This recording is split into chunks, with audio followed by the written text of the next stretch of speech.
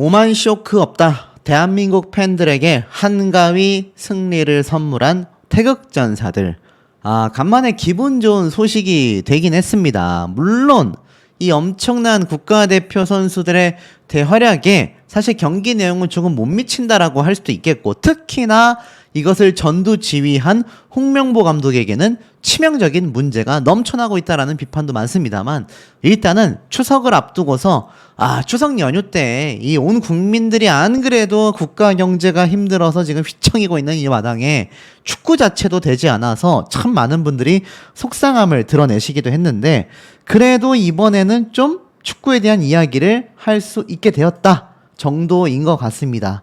자, 하지만 이 기분 좋게 찍은 사진 속에 대활약을 했다라고 하기에는 감독으로서의 자질이 여전히 의심받고 있는 홍명보 감독이라고 할 수밖에 없겠는데요. 자, 손흥민을 안아주는 홍명보 감독이라는 이 기사 타이틀. 요거 한번 보십시오. 정말 이 홍명보 감독이라고 감정을 이입하시고 이 장면을 한번 보신다면 그야말로 가슴이 철렁 내려앉았을 것 같지 않습니까? 제가 홍명보 감독이라면 손흥민 선수를 안아주는 것만이 아니라 정말 해줄 수 있는 건 다 해주고 싶다, 이런 생각마저 들었을 것 같습니다. 사실상 흥민아 살려줘서 고맙다 라고 이야기를 해야 될 홍명보 감독이 아닐까 싶어요. 이것은 이번 경기에서 손흥민 선수가 대활약을 한 것만이 아닙니다. 더 다른 이유도 있다라고 할 수 있겠는데요. 팬들을 향해서 오히려 박수를 보내고 있는 모습의 손흥민 선수 되겠습니다. 자, 더불어서 사실 김민재 선수 같은 경우 손흥민 선수와 다르게 야유를 보냈던 관중석에 다가가 어필을 했지 않습니까? 그 모습을 두고 우리 캡틴 소는 뭐라고 했죠? 절대 그래서는 안 된다. 팬들과 마찰이 있어서는 안 된다. 꼬집어 말했습니다. 그런 김민재 선수와 손흥민 선수가 오늘 경기력을 놓고 본다면요, 엄청난 차이를 보여줬다라고 저는 해석이 됩니다. 심지어 김민재 선수 후반전 때 무리하게 공격 진영으로 투입해 가다가 공을 뺏겨서 전력 질주해서 정말 발바닥에 땀나도록 뛰어서 겨우 다시 우리 진영으로 돌아와 막을 수 있었죠. 그에 반면 손흥민 선수는요, 페널티킥에 대한 이상한 판정이 있었습니다만 그럼에도 3대1이라는 엄청난 이 경기력에 사실 손흥민 선수가 없었다면 불가능했을 겁니다. 한국과 원수라도 졌나 질기낙연의 이 중국 주심 마닝 역시나 한 건 했습니다. 손흥민 선수의 이번 페널티킥, 누가 봐도 엄밀히 본다면 손흥민 선수의 디딤발을 걷어찬 오만 선수의 페널티킥 이었음에도 불구하고 어찌됐건 이상하게 취소를 해버린, 본인이 휘슬을 불어놓고 본인이 취소를 하는 황당한 모습이 펼쳐지기도 했습니다.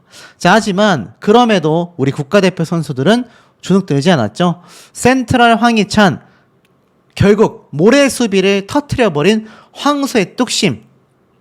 전반전 때 이 첫 골이 너무나 중요했는데 시작하자마자 얼마 되지 않아 황희찬 선수의 멋진 골이 포문을 터트리면서 한국 축구의 이 공격적 움직임이 조금 살아나는 듯 했습니다. 하지만 그 이후에 후반전에 가기 전에 또 한 번 동점골을 먹으면서 사실 많이 주춤했던 것도 사실이에요. 하지만 결승골에 도움을 기록한 오만전에서도 빛났던 이강인 선수의 황금 왼발, 후반 37분에 나온 손흥민 선수의 결승골에 결정적인 도움을 줬습니다. 아마 이 경기를 보신 분들은 아시겠지만 이강인 선수가 톡 하고 찔러준 공을 받아 손흥민 선수가 5명의 수비수를 제치면서 기가 막힌 승점골을 올렸죠. 그렇게 2대1을 맞이했고 마지막 주민규 선수의 골까지 손흥민 선수가 기가 막히게 패스를 연결 지으면서 정말 3대1이라는 쾌거를 얻어낼 수 있었던 것 같습니다. 자, 결론은 어떻습니까? 또 참사의 위기가 있었으나 손흥민이 이걸 살려냈다. 득점한 골에 2개의 도움, 그야말로 멱살 잡고 캐리한다라는 말 혹시 아십니까? 캐리했다. 내가 그냥 끌고 갔다란 얘기입니다. 손흥민 선수가 팔레스타인전에서 보여줬던 경기력이 우연이 아니었던 거죠. 그때도 골포스트를 맞고 튕겨 나오지 않았다고 한다면 1대0으로라도 한국이 무난하게 승리를 가져갔을 텐데, 이번 오만전에서는 손흥민 선수의 활약이 그야말로 어떻습니까? 홍명보호를 구제해냈다. 적지에서 오만과 3대1의 드디어 힘겨운 첫 승을 기록해냈다라는 겁니다. 제가 얼핏 보니까 이영표 해설위원이 말하는 걸 들었는데 우리나라가 14승 1무 1패였나요? 하여간 말도 안 되는 엄청난 승리를 거둬왔었던 대한민국인데 도대체 우리나라가 왜 오만이라는 나라와 경기를 하는 것에도 이렇게 손에 땀을 쥐고 봤어야 할까요? 결국 홍명보는요, 손흥민에게 감사하라. 환상적인 결승골을 장렬시켰고 두 가지의 도움까지 그야말로 원맨쇼 49호 골을 기록하며 역대 3위에 등극하기도 했습니다. 손흥민 선수가 없었다고 한다면 아마 이번 경기 또 한 번의 오만 쇼크가 벌어질 수도 충분히 있었던 상황입니다. 황희찬 선수가 한 골을 넣고 나서 그 다음에 바로 동점골을 먹었기 때문이죠. 사실 손흥민 선수와 이강인 선수의 활약이 없었다고 한다면 아마 1대1로 끝났을지도 모릅니다. 자, 하지만 손흥민 선수를 두고 이영표 해설위원이 이러한 말을 했어요. 오만과 우리나라의 결정적인 차이는 손흥민이라는 스타 플레이어가 있냐 없냐로 차이가 나뉘는 것 같다.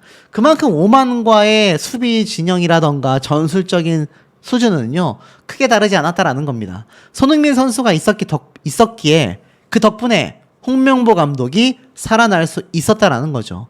그야말로 유럽파 선수들이 홍명보를 살려냈다라고 해도 과언이 아닌 겁니다. 요번에 골을 기록한 이 선수들, 황희찬, 손흥민, 주민규, 오세훈, 자, 이런 선수들, 유럽파 선수들이 없었다라고 한다면요, 불가능했을 겁니다. 자, 결국 어떻습니까? 문제점을 지적받기 시작합니다. 겨우 이겼지만 오만 상대로 이 경기력이 정말 맞는 걸까? 손흥민의 원맨쇼가 없었다고 한다면 홍명보 과연 승리를 쟁취할 수 있었을까? 찝찝한 복귀 승이다. 결국 여전히 개인 선수들의 기량에 의존하고 있다. 홍명보 감독이 과연 뭘 했다라고 할 수 있겠습니까, 여러분? 축구를 좋아하시는 분들, 특히 제 영상을 시청하시는 우리 시청자분들이 보실 때 홍명보 감독의 전술이 과연 이번 오만전에서 무엇을 해낼 수 있었습니까? 저는 아무것도 없었다라는 생각이 듭니다. 실제로 기사 내용을 살펴보면요, 정말 간신히 이겼다. 승리하긴 했지만 얻은 숙제가 더욱더 많았다. 세밀하지 못했던 전술과 불안한 수비 속에서 손흥민과 황희찬이 놀라운 개인 기량을 보여주었기 때문이다. 홍명보 감독은 팔레스타인전과 비교하여 무려 5명의 선발 주자를 바꾸는 초강수를 뒀다. 최전방에는 오세훈이 나섰고 손흥민, 이강인, 황희찬이 2선으로 나섰다. 중원은 박용호와 황인범이 책임을 졌다. 이명재, 김민재, 정승현, 서령우가 수비진을 구축했다. 황희찬 선수가 골문을 열었습니다만 글쎄요, 홍명보 감독의 전술은 결국 실패로 돌아갔습니다. 선발에 변화를 준 5명 중에 4명이 부진했기 때문이죠. 자, 지금 보면 홍명보 감독은요, 이런 얘기를 했었습니다. 오만전에서는 변화를 줘야 할 것 같다 라고 이야기를 했어요. 선발 명단에서 무려 5명이 바뀌게 됐다라는 거죠. 황희찬의 선발 기용은 성공적이었지만 황희찬 선수를 제외한 5명 중에 4명의 활약은 미비했습니다. 원톱으로 선발 출전한 오세훈 선수에게는 아쉬운 경기가 되고 말았고요. 결국 주민규와 교체 투입되었고 주민규 선수는 이강인과 좋은 호흡을 보여주었습니다. 하지만 이번 경기에서 장점들이 보여지지 않았다라는 겁니다. 이강인을 통한 공격이 많이 나오지 않았을 뿐더러 오세훈의 특기인 버티면서 볼을 연계하는 플레이 역시 자주 나오지 않아 결국 후반 22분 이재성과 교체가 됐습니다. 수비 라인에서 선발 출전한 정승현과 이명재는 굉장히 불안한 모습을 자주 보여줬고요. 서로 간의 소통에서 미스가 나오는 장면도 자주 연출이 됐고 정승현 쪽이 특히 불안했으며 오만 역시 정승현이 있는 왼쪽을 집요하게 공략했습니다. 황인범과 더블 볼란치로 선발 명단에 올라선 박영우도 팀에 잘 녹아들지 못했고요. 결국 어떻습니까? 황희찬 선수를 제외한 홍명보의 전술은요, 실패로 돌아가고 말았습니다. 그 결과 단신 선수들밖에 없는 오만에게 세트피스 실점이라니, 세트피스 실점이 있을 수 있습니까? 이 제공권을 그냥 한국 선수들이 장악해도 모자랄 판에 결국 팔레스타인 쇼크가 또 한 번 반복될 수 있었다라는 지적이 빗발친 겁니다. 홍명보 감독을 살린 건요, 결국 한 골 두 도움으로 맹활약을 펼친 손흥민 선수밖에 없었는데요. 8경기가 남아있기 때문에 최고의 경기를 펼치겠다라고 손흥민 선수는 의지를 다지기도 했습니다. 결국 대한민국 축구, 특히 홍명보 감독은요, 손흥민 선수에게 절대적 의지를 하고 있다라고 말해도 결코 과언이 아닙니다. 홍명보 감독이 없었어도 이 정도의 경기력은 충분히 보여줄 수 있었다라는 축구 팬들의 얘기가 괜히 나오는 게 아니죠. 손흥민 선수가 소신 발언을 했어요. 오만전에 잔디가 좋았다. 결국 축구협회가 아무것도 해주지 못했던 상암 월드컵 경기장에 엉망진창이었던 잔디가 손흥민 선수가 이렇게 활약할 수 있었음에도 그 발목을 잡게 됐다라는 겁니다. 인생 최고의 경기를 펼칠 수 있게 최선을 다하겠다. 선수들이 정말 더운 날씨에서도 좋은 경기를 했다. 후반 찬스를 만들면서 득점까지 연결했다. 내가 중요한 상황에서 골을 넣었지만 선수들의 콤비네이션이 좋았다. 누가 넣었다라기보단 승점 3점을 챙겨가는 것이 중요했다. 어려운 경기에서 승점 3점을 얻어 너무나 좋았다. 그라운드 상태가 너무 좋아 선수들이 플레이를 자신있게 할 수 있었다. 홈에서도 개선되었으면 좋겠다. 승리는 항상 좋다. 승리하려면 많은 노력과 희생이 동반된다. 모든 선수들이 잘해주었고 아직 8경기가 남아있다. 매 경기 인생 최고의 경기를 펼칠 수 있도록 노력하겠다. 많은 아시아 팀들이 정말 발전하여 아시아인으로 뿌듯하다. 수준 높은 경기를 펼쳐서 좋았다. 우리도 더 노력해야 한다. 최종 예선은 홈, 어웨이 상관없이 어렵다. 우리가 가진 100%를 뽑아낸다면 좋은 결과가 있을 것이다 라고 덧붙이기도 했습니다. 손흥민 선수가 감독까지 겸해도 할 만하지 않았나 라는 이야기가 왜 빗발치고 있는지 알 수 있는 대목이 아닌가 라는 생각이 듭니다. 선수의 근황은 어떤 모습까지 있었느냐. 사인 못 해준다. 팬 요청을 거절한 이후에 반전이 있었다라고 되어져 있습니다. 평소 자상한 팬 서비스로 유명한 손흥민 선수가 왜 팬의 사인 요청을 거절하는 모습이 공개가 됐을까요? 바로 지난 8일날 인스타그램에 손흥민 선수가 한 외국인 팬의 사인 요청을 거부하는 모습을 담은 영상이 올라왔습니다. 영상을 살펴보면 외국인 팬이 유니폼과 펜을 내밀면서 손흥민 선수에게 사인을 해달라고 부탁했지만 손흥민 선수가 나는 여기에 사인을 해줄 수 없다라고 했습니다. 사실 국가대표팀 내에서도 유독 팬들을 살뜰하게 챙기는 것으로 알려져 있는데 왜 사인을 안 해줬을까요? 그것은 이유가 있었습니다. 영상 속에 외국인 팬이 사인해달라고 건넨 유니폼은 토트넘의 유니폼이 아니라 스페인 구단 바로 FC 바르셀로나의 유니폼이었던 겁니다. 토트넘의 주장을 맡고 있는데 다른 팀 유니폼에 사인할 수 없기 때문에 팬의 요청을 정중하게 거부했던 거죠. 지난 2월에도 한국 팬이 티셔츠 뒷면에 사인을 요청하자 거절한 적이 있습니다. 그 티셔츠는 토트넘의 90년대 레트로 유니폼으로 추정됐는데 전 그거에는 못해드리겠다. 내가 망칠까봐 못하겠다라며 친절하게 거절을 하기도 했습니다. 자, 이런 손흥민 선수와 이강인 선수가 이끄는 대한민국 국가대표팀. 오만전에서 승리를 한다 하더라도 사실 월드컵 출전 자체를 장담을 못할 정도로 이번 홍명보호는 굉장히 심각한 사태에 놓여져 있습니다. 그만큼 선수들이 중요하다라고 할 수 있는데 이 축구협회, 안 그래도 정몽규 협회장에 대한 사퇴 촉구가 끊임없이 쏟아지고 있는데 그 와중에 이런 엄청난 귀한 인재인 손흥민 선수에 대한 부당 대우가 있다라며 축구 팬들은 분노해하고 있습니다. 이 장면이 공개되자 난리가 났다라고 되어 있는데 선수들 기죽지 말고 힘내셨으면 좋겠다라는 반응까지도 쏟아졌다고 합니다. 그 이유는 바로 주장 손흥민 선수를 비롯하여 우리나라 국가대표팀 선수들이 전세기를 이용하지 않고 일반 항공편을 통해 중동 원정을 떠나는 모습 때문이었던 거죠. 제가 한번 말씀을 드렸던 장면이기도 하겠습니다. 자, 그런데 사실 손흥민 선수와 국가대표 선수들이 오만전에 대비한 훈련을 할 때 이 당시 PD는 선수들을 향해 비행하는데 힘들지 않았냐라고 질문을 합니다.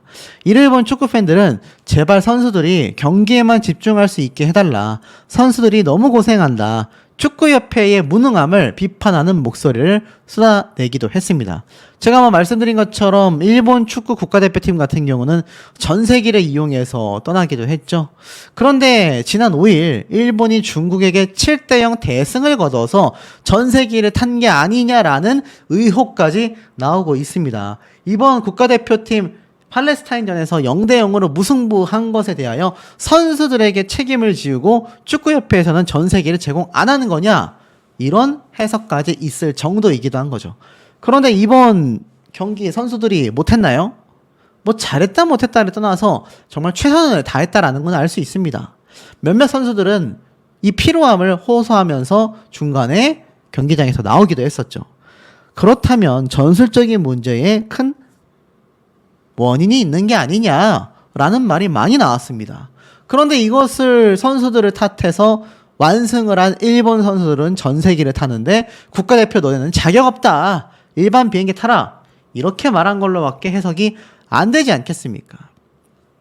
결국 일본 선수들도 손흥민 선수가 왜 이런 곳에 있어? 라면서 황당해했다라고 하니 이거 뭐 해외에서도 보고 어처구니 없어 할 만한 일 아니겠습니까? 지금 손흥민, 이강인과 같은 해외파 선수들이 없으면 승리를 장담조차 할 수 없는 상황 속에서 이런 중요한 선수들을 이렇게 경유해서 일반 비행기를 타고 갔다? 그것도 머나먼 원정 경기를 전세기도 아니고 환승해서 15시간의 비행해서 도착했다? 지금 홍명보 감독이 뭐라고 했습니까? 애당초 오만전에서는 사실상 컨디션 관리가 굉장히 중요하다라고 본인 입으로 이야기를 했습니다. 본인 입으로 이야기를 한 그 중요한 컨디션 관리를 이 오만으로 가는 이 비행기마저도 15시간을 태워서 간다. 그것도 환승을 해서 간다. 그리고 도착하자마자 훈련을 한다. 일본 선수들을 보고 배워라. 거기는 선수들을 보호해준다더라. 적어도 전세기 직항은 아니어도 그냥 직항이라도 탔어야 하는 거 아니냐. 환승하며 원정 가느라 고생이 너무 많다. 정몽규는 사퇴하고 홍명보도 반성해라. 이런 비판이 쏟아질 수밖에 없었던 겁니다. 자, 급기야 홍명보 감독에 대한 철퇴가 내려지게 되었습니다. 사격 황제로 불렸던 바로 국민의힘 진종호 의원이 이런 말을 했어요. 홍명보 감독 선임 불공정 내부자 제보 고발 자료를 입수했다. 어마무시하지 않습니까? 홍명보 감독의 선임 절차가 공정하지 못하라는 내부 제보를 접수했다라는 겁니다. 무슨 말일까요? 추가 자료까지 조사하고 있다라고 되어져 있습니다. 애당초 국회에 24일 날 정몽규 회장과 홍명보 감독은 증인으로 채택되어 출석을 이미 확정지은 상황인데 그 이전에 이미 축구협회에서 감독 선임 과정에 비리가 존재한다라는 제보를 이미 받았다라는 겁니다. 제가 오늘 문체부의 중간조사 발표 내용도 안세영 선수 이야기를 말씀드리며 전달해 드렸는데 결국 우리가 의혹을 가졌고 저와 같은 유튜버들이 이렇게 뉴스 기사를 토대로 해석했었던 내용들이 대부분 사실로 드러나고 있습니다. 우리가 의혹을 가졌던 횡령, 배임, 그리고 검찰 기소에 따른 가능성들 지금 언론 기사를 통해 팩트로서 하나둘 드러나고 있는데요. 홍명보 감독에 대한 선임 과정도 분명한 비리가 존재한다라는 이야기가 많이 끊임없이 쏟아져 왔습니다. 결국 이것도 사실로 드러날 가능성이 높아진 가운데 결국에는 결정적 증거를 확보했다라는 건데요. 자, 어떤 증거인지 좀 살펴보면은 축구협회가 확실히 문제가 있는 것 같다. 우리에게는 증인도 있다라고 명백하게 선언을 한 상태입니다. 그리고 이 진종호 위원은 셔틀콕 30% 페이백, 배드민턴 협회와 관련해서도 이미 관련 자료가 있다라고까지 이야기를 했어요. 결국 홍명보 감독에 대한 이 명확한 처벌은요, 훨씬 더 현실적으로 가능성이 높아져 버리고 말게 된 상황이라고 할 수 있겠습니다. 그런데 여기에 가운데 축구계에는 뭐 사실 좋은 이야기들이 나오지 않고 있어요. 손준호 선수가 이미 뭐 영구 자격을 박탈당했다. 중국 매체에서는 불법 이득을 위해 승부를 조작했다. 중국 축구협회에서는 영구 제명, 중징계를 결단했다라는 이야기가 쏟아지기도 했습니다.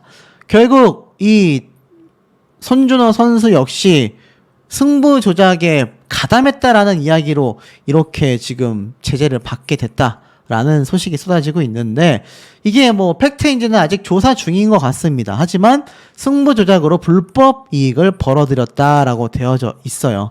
손준호 측은요, 황당하다, 기자회견을 통해 모든 걸 밝히겠다라고 했는데, 이 축구협회가 지금 시끌시끌한 상태라는 겁니다. 이 와중에 홍명보 감독에 대한 처벌이 배드민턴 협회와처럼 이 정의 구현이 된다라고 한다면 이것이야말로 많은 국민분들, 축구 팬들이 원하는 거 아니겠습니까? 그런데 이 와중에 홍명보 감독이 국가대표팀 라커룸을 걷어차고 내부 고발이 있었고, 단란주점에 있었던 마담이 법인카드를 사용한 내용을 폭로했다. 무슨 얘기일까요? 이게 사실이라고 한다면 홍명보 감독은 감독직을 내려놓는 것이 아니라 대한민국의 국민으로서 살아가기도 쉽지 않을 겁니다. 맞습니다. 이미 뭐 제 영상을 꾸준히 보시는 분들은 아시겠지만 그냥 말 같지도 않은 완전 가짜 뉴스 중에서도 하급 가짜 뉴스 되겠습니다. 자, 이 가짜 뉴스를 꾸준히 지금 쏟아내고 있는 한 유명한 채널이 있습니다. 그 채널 땡땡땡땡 연애로 시작하는 연애로 시작하는 네 글자 채널인데, 이거 이미 이 유튜버들 업계 내에서는 유명하고요. 굉장히 문제를 삼고 있습니다. 아마 조만간 법의 철퇴가 이루어지지 않을까 싶은데 이런 일 없죠. 그리고 이 부분은 제가 말씀드린 것처럼 과거 홍명보 감독이 2014년 브라질 월드컵 때 선수들과 회식을 했고 국가대표팀 선수들이 이렇게 주점에 가서 술을 마셨던, 그래서 징계를 받았던 2007년도 때 이야기를 섞어가지고 한국팀 라커룸이 박살이 났다? 말이 됩니까? 이건 홍명보 감독이 이게 팀이야? 라고 외쳤던 울산팀 때의 내용을 또 섞어놨을 겁니다. 자, 홍명보 감독이 아무리 잘못을 했다고 하지만 저런 가짜뉴스에 시달릴 정도이고 저들이 부당이득을 연 수억 원에서 수십억 원씩 편취하고 있다라는 제보도 제가 받았습니다. 자, 이 사태이기 때문에 우리가 빨리 팩트로서 홍명보 감독에 대한 진실이 밝혀져야 저런 가짜 뉴스가 적어도 사라지게 되지 않을까. 결국 이런 뉴스 보도를 통한 홍명보 감독의 정몽규 협회장에 대한 정의 구현이 이루어져야 하지 않나라는 생각이 드는 대목입니다. 한숨을 내쉬는 홍명보 감독이라는 뉴스 기사 타이틀이 눈에 보여집니다. 현지 시간 오만 무스카트 시티 시즌스 호텔에서 공식 기자회견을 가졌었죠. 자, 오만전, 과연 홍명보 감독이 또 연패를 할 것인가 아니면 승리를 할 수 있을 것인가, 참 말이 많았던 부분이기도 합니다. 그런데 이 홍명보 감독이요, 이미 오만전을 앞두고서 이 선수들과 다정하게 면담을 나누는 모습들이 훈련 현장에서 포착이 되었다라는 이야기가 참 많기도 했습니다. 실제로 홍명보 감독이 이강인 선수만이 아니라 여기 화면에 보이시는 황인범 선수와도 긴밀한 이야기를 나누기도 했었죠. 자, 그런데 김민재 선수가 그러면 왜 도대체 홍명보 감독과 이 기자회견의 모습을 드러낼 수밖에 없었느냐? 뭐 아시는 분들은 아시겠지만 사실 이 붉은 악마와 부딪히게 되면서 큰 문제점이 발생했지 않습니까? 여기에 이제 김민재 선수가 결국 본인의 잘못을 다시 한번 인지하고 인정을 하게 되었다. 사실 뭐 진작에 나왔어야 하는 부분인데 팔레스타인전 팬들과 설전 이후 했었던 행동 정말 깊이 반성한다라고 이야기를 했습니다. 그런데 아시다시피 당일날에는 오해하실 분들은 뭐 그렇게 생각하셔도 좋다. 사실 그런 어찌 보면 건방지다라는 지금 비판을 받는 그러한 행동과 언행은 김민재 선수가 분명히 자제했어야 하는 부분이라고 생각이 듭니다. 일문인답을 하기도 했는데, 자, 어떤 말들을 주고받았는지 좀 살펴보도록 하겠습니다. 가장 큰 화두는 당연히 팬들과의 충돌이었어요. 팔레스타인전 무승부는 사실 김민재 선수에게는 큰 부담이었다라고도 보여지지만 팬들에게 야유를 자제해달라고 부탁을 하게 됩니다. 근데 이게 과연 부탁이었느냐라는 거에 대해서도 당시에 많은 찬반 여론이 오가기도 했습니다. 그냥 손을 올려서 좀 진정해라 이런 식으로 말을 했지만 관중석에 있는 팬들과 대화를 주고받았고 고개를 절레절레 흔들면서 지나가 버렸단 말이에요. 그것이 글쎄 뭐 부탁을 했다라고 하기에는 좀 보여지기가 어려웠지 않나 싶습니다. 분명 그러한 말을 한 것은 잘못한 것이 아니지만 그 이후의 행동에 대해서 스스로 잘못했다라고 생각하며 행동들을 반성하고 있다. 글쎄요, 그냥 사죄를 할 거면 아시다시피 사과문의 가장 정석은 뭡니까, 여러분? 그냥 아무런 말 없이 다 잘못했다, 반성하겠다, 앞으로 잘하겠다. 이게 깔끔하지 않습니까? 그런데 또 말한 것은 잘못이 아니지만 그 이후의 행동에 대해서는 잘못했다고 생각한다라는 또 추가적인 말을 굳이 붙였습니다. 이게 참 아쉬운 대답이 아닐 수 없고, 자, 어찌됐건 내용을 좀 이렇게 하나둘 살펴보면 경기에 대한 각오에 대해서 저희가 홈 경기에서 원하는 결과를 가져오지 못했기 때문에 이제는 조금 좋은 경기력도 중요하겠지만 우선적으로 하나의 결과를 가져오는 게 더 중요하다고 생각합니다. 무조건 결과를 가져와서 이제는 꼭 승리해야 한다라고 생각한다라고 말을 합니다. 자, 그리고 한국 최고 수비수 출신의 홍명보 감독과 함께 하는데 어떻냐? 한국에서 가장 잘 하셨고 대표팀에서도 오랜 경험이 있으신 감독님과 이제 함께 할 수 있어 좋게 생각하고 있다. 감독님께서도 저한테 조언해 주시는 부분들, 제가 부족한 부분들을 피드백을 바로바로 해 주실 수 있기 때문에 너무나 좋게 생각하고 있다. 저는 감독님이 말씀해 주시는 것들을 잘 생각하여 경기장에서 해내려고 노력하고 있다. 자, 그리고 가장 중요한 얘기죠. 팔레스타인전 이후 팬들과 설전을 벌이지 않았냐라는 질문에 한국에서 제가 관중석에 다가가 부탁을 드린다고 말씀을 드렸었는데요. 그런 부분에 대해서는 멘탈적으로는 전혀 문제가 없고 앞으로 팬분들이랑 관계에 대해 제가 잘못했다라고 생각한다. 말한 것에 대해서는 저는 잘못했다라고 전혀 생각하지 않는다. 하지만 그 이후의 행동에 대해서는 제가 충분히 잘못했다라고 생각하고 있다. 팬분들께서 붉은 악마 서포터 분들께서 야유를 안 해주신다라는 기사를 봤는데 그 부분에 대해서 되게 감사하게 생각하고 있고요. 제가 했던 행동들에 대해서는 충분히 잘못했다라고 생각하고 반성하고 있습니다. 라고 이야기를 했습니다. 자, 팔레스타인전 이후 무승부, 결국 부정적 여론이 생긴 거에 대한 질문을 받자 부정적인 여론은 없다라고 생각하고 그냥 경기를 잘 준비하고 있으니까 그런 부분에 대해서는 드릴 말씀이 따로 없다라고까지 말을 했습니다. 날씨에 대한 변수는요, 선수들이 여러 나라에서 뛰고 한국에서 뛰는 선수들이 있고 외국에서 뛰고 있는 선수들도 있는데 날씨가 생각보다 습하고 더워서 깜짝 놀랐다. 하지만 그것이 경기력에 조금 영향이 있을지 모르지만 선수들이 경험이 많기 때문에 그것 때문에 경기 결과를 못 가져온다라고 한다면 변명거리가 될 거라고 생각한다. 훈련할 때 충분히 다 적응할 수 있을 거라 생각하며 좋은 경기를 해낼 것이라고 생각한다라고 했습니다.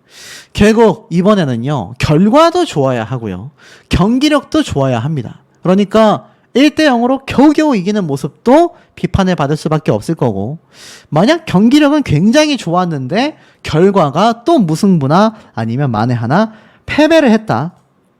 와, 이거 정말 돌이킬 수 없는 상황이 벌어질 거라고 저는 확신하고 있는 상태가 되기도 하겠습니다. 자, 더불어서 결국 해답은 손흥민, 이강인의 페어링 강화, 주고받을 수 있는 이 두 선수의 티키타카를 얼마나 잘 전술적으로 마련을 해 놓았느냐가 관건이 될 거다라는 이야기가 많이 쏟아지고 있는 상태이기도 하겠습니다. 결국 아시아 국가 중에서 한국을 상대로 밀집 수비 전술을 꺼내지 않는 나라는 일본, 이란, 호주, 즉 아시아 최강국을 제외하고는요, 대부분이 객관적 전력이 낮은 나라들, 이번 오만전도 마찬가지 아니겠습니까? 결국 수비적으로 나올 수밖에 없다라는 거예요. 결국 오만도 수비 위주의 경기 전략을 준비할 수밖에 없는데 홍명보 감독에게 제시된 과제는 밀집 수비를 어떻게 파괴해 나갈 것이냐. 특히 전반전 팔레스타인전에서 보여줬던 한국의 밀집 수비 공략은 낙제점이었다라는 겁니다. 돌파를 못했잖아요. 한국이 밀집 수비를 상대로 내세울 수 있는 가장 강력한 무기가, 이건 뭐 축구 팬들이라면 다 알 수밖에 없는 손흥민, 이강인의 조합밖에 없다라는 겁니다. 팔레스타인전 전반전과 후반전에 달라진 경기력의 결정적인 차이는요, 전체적인 팀 경기력의 상승도 있었겠지만 손흥민과 이강인의 페어링이 더욱더 강화가 되면서 뭔가 공격적인 모습이 살아날 수 있었다라는 겁니다. 이 전반전 때만 해도 이강인이 공을 잡으면 우측 풀백이었던 황문기와 중앙 미드필더 황인범과만 패스를 주고받는 경우가 많았는데 위치적으로도 이강인 선수가 오른쪽에 굉장히 고정돼 있었다라는 거죠. 손흥민 선수가 좌측에서 주로 움직임을 가져갔기 때문에 전반전 두 선수의 확실한 연결고리는 이강인이 공을 잡아서 긴 패스로 손흥민에게 연결하는 방법밖에 없었다라는 겁니다. 중앙을 돌파할 수 있는 전술이 필요했었다라는 거죠.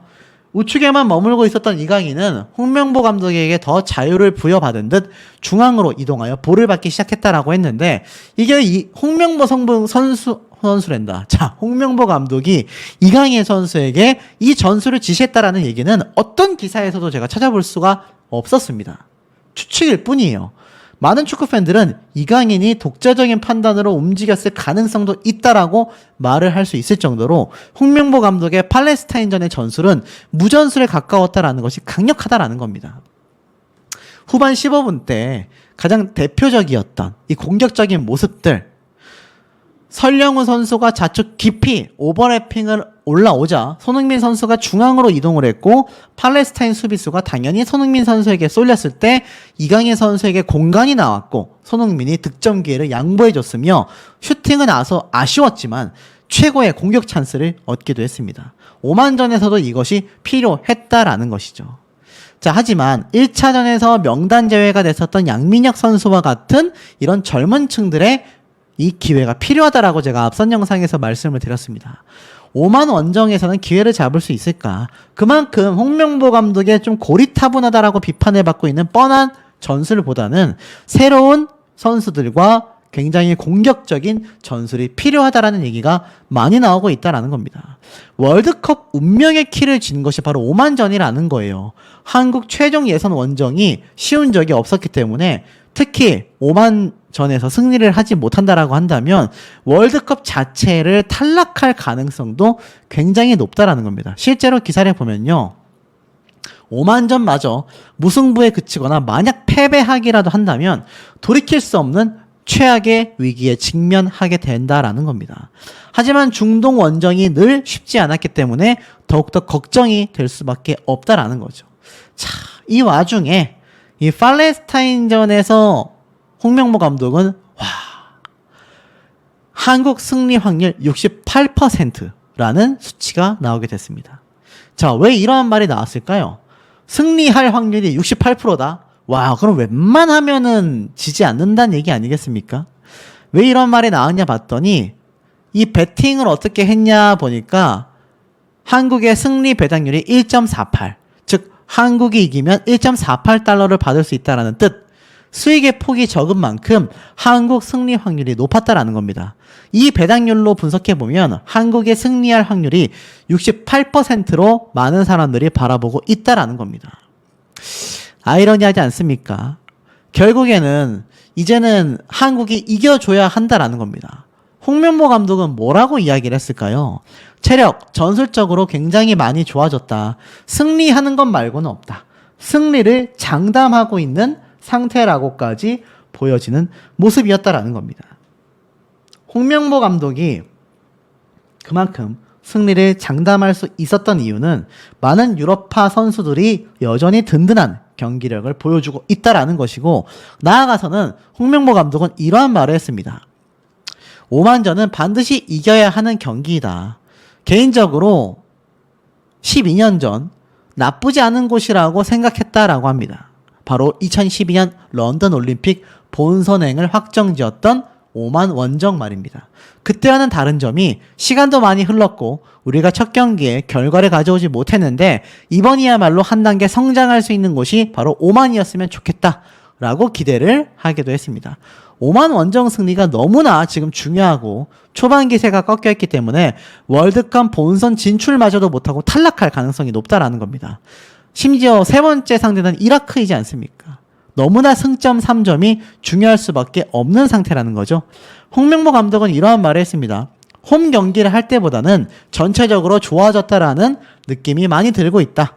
컨디션 부분도 많이 좋아졌다. 경기를 운영하는 전술적인 부분에서 우리가 시간을 하루 이틀 더 보냈다라는 것에 큰 힘이 될 거라 생각한다. 지난 경기보다 더 나은 경기력을 보여줄 수 있다. 우리에게 쉽지는 않지만 우리 선수들도 충분히 경험이 있다라고 생각한다. 우리 팀의 주축 선수들은 최종 예선을 다 경험했기 때문에 우리 선수들을 신뢰하고 있다. 이 시기에는 선수들을 믿고 경기장에 내보내는 것이 감독으로서 중요하다. 전술이 더 중요하지 않을까요? 개인적으로 많이 아쉽다라는 생각이 듭니다. 과연 홍명보 감독의 이번 사태, 이렇게 얘기를 했습니다.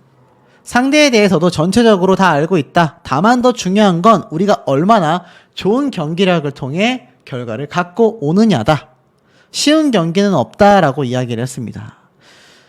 글쎄요, 잘 모르겠습니다. 뭐 일단은 다른 포지션까지 준비가 되어 있었다. 승리만이 있을 뿐이다 라고 호언장담하고 있는 상태인데, 개인적으로 한국 축구 팬으로서, 국민으로서 꼭 승리했으면 좋겠지만 불안한 마음이 가시지 않는 건 어쩔 수 없는 대목이 아닌가라는 생각이 듭니다. 전에서 0대0 무승부를 기록하지 않았다고 하면 이른바 오만 쇼크, 저들이 다시 생각할 수 있겠습니까?